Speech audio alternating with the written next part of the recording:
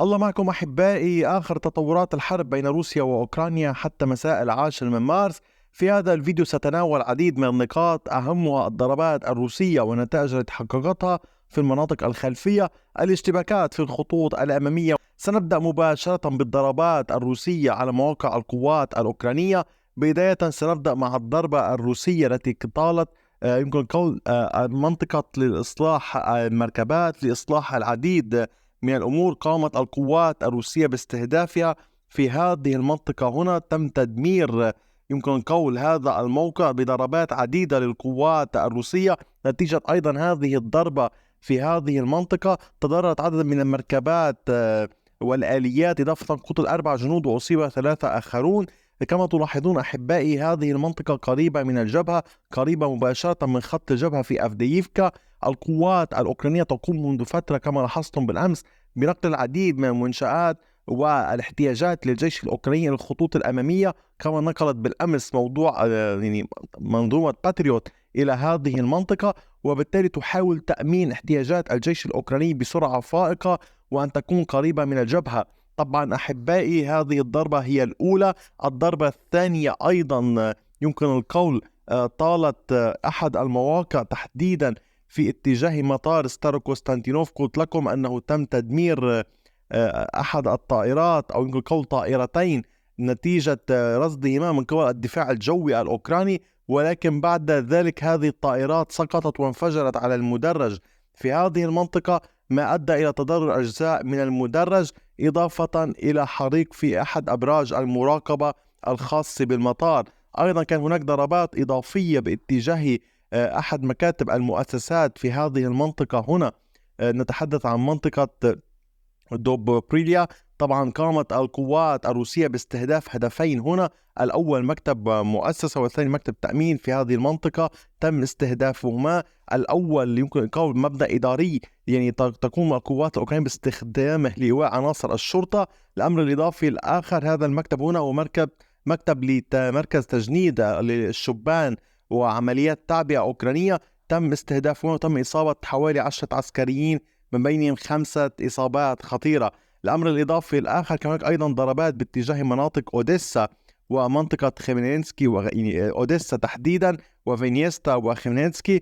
ولكن في هذه المنطقة هنا تم استهداف مستودعات التي تستخدمها القوات الأوكرانية. كان هناك حريق في هذه المنطقة. طبعا يعني يمكن قول المؤشرات تدل على أن الانفجار حصل. نجحت القوات الروسية باستهداف هذه المنطقة. أيضا من بين الضربات التي طالت هذه المواقع كان هناك ضربات باتجاه أوديسا. رأينا في الأيام السابقة العدد كبير من الاستهدافات التي طالت لمواقع الدفاع الجوي، الرادارات الأوكرانية. وبالتالي القوات الروسية ربما تمهد لعدة نقاط، من أهمها حماية طائراتها. الأمر الآخر تسهيل عمليات القصف باتجاه مواقع القوات الأوكرانية. الأمر الثالث، في حال دخلت طائرات F-16 واضطرت الطائرات الروسية للاشتباك معها، تريد الطائرات الروسية أن تكون محمية. طبعا الأمر الرابع هو ربما تدخل من نوع آخر سنتحدث عنه لاحقا في أوقات مختلفة. أما على صعيد الاشتباكات في الخطوط الأمامية، فبكل أسف أحبائي لم يستطع الكثيرون أن يعني يمكن قول أن يشاهدوا القناة ويشاهدوا الفيديوهات بسبب تقييد من نوع ما يحصل تجاه هذه القناة. لذلك أدعوكم على نطاق واسع لمشاركة الفيديو قدر الإمكان وتفعيل جرس التنبيهات، وابحثوا عن القناة دوما. لا تنتظروا أن تظهر القناة أمامكم. قلت لكم هناك نوع من التقييد بحق القناة يحصل.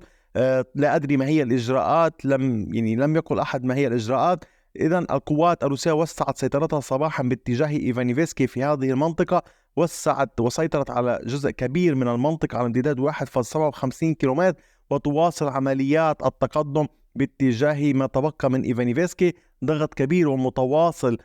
يعني بعد ساعات بعد الظهر قامت القوات الروسية بعملية ضغط كبيرة، ولكن لا نتائج حتى اللحظة. الأمر الإضافي الآخر، القوات الروسية في اتجاه أفدييفكا خاضت اشتباكات قوية فعلا مع القوات الأوكرانية تحديدا في أورليفكا. كان هناك اشتباكات عند هذه المنطقة الرمادية. تحاول القوات الروسية حسم الملف واستعادة السيطرة الكاملة على أورليفكا.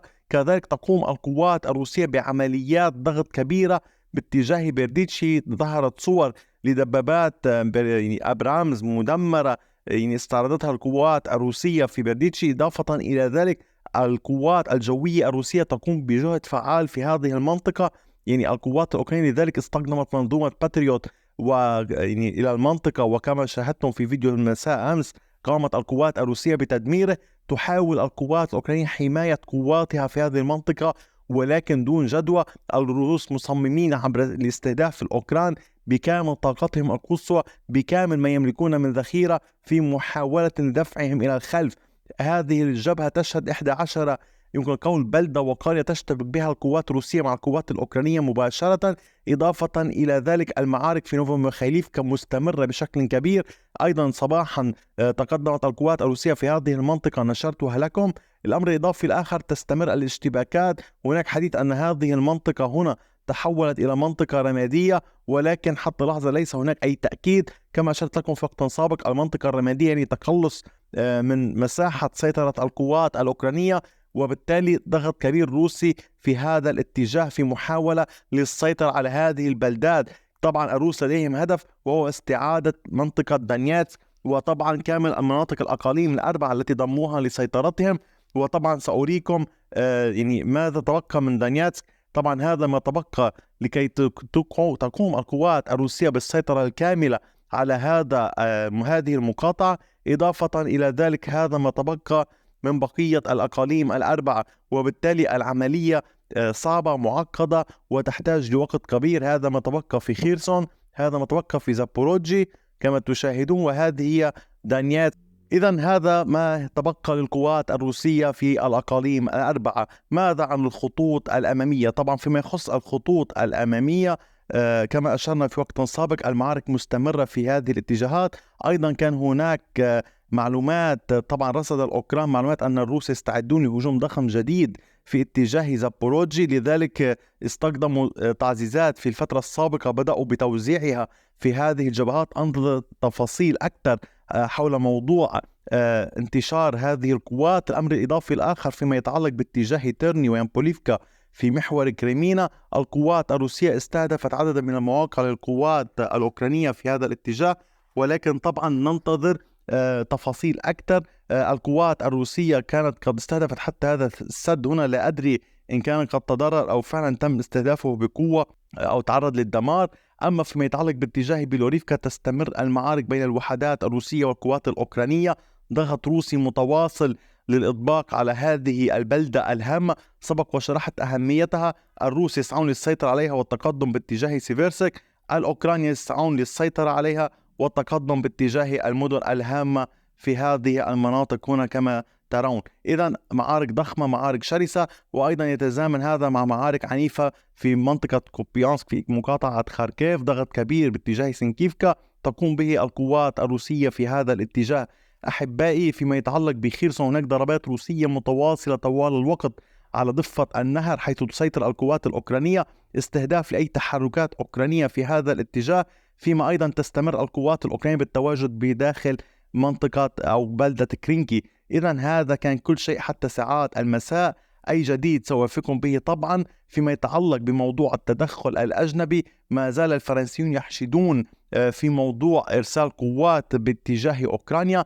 البريطانيون يسعون لتوريط ألمانيا بصواريخها، يعني عرضوا كثير من الصفقات على ألمانيا لشراء صواريخها، وتقوم بريطانيا بنفسها بإرسال صواريخها بدلا من هذه الصواريخ. إضافة لذلك البولنديون يقولون يعني لا يريدون أن يتورطوا بالحرب بشكل مباشر، ولكن تبقى هذه نوايا. ننتظر ما الذي سيحصل، الوقت سيكشف كل ذلك. حتى ذاك الحين، شكرا لمتابعتكم وإلى اللقاء.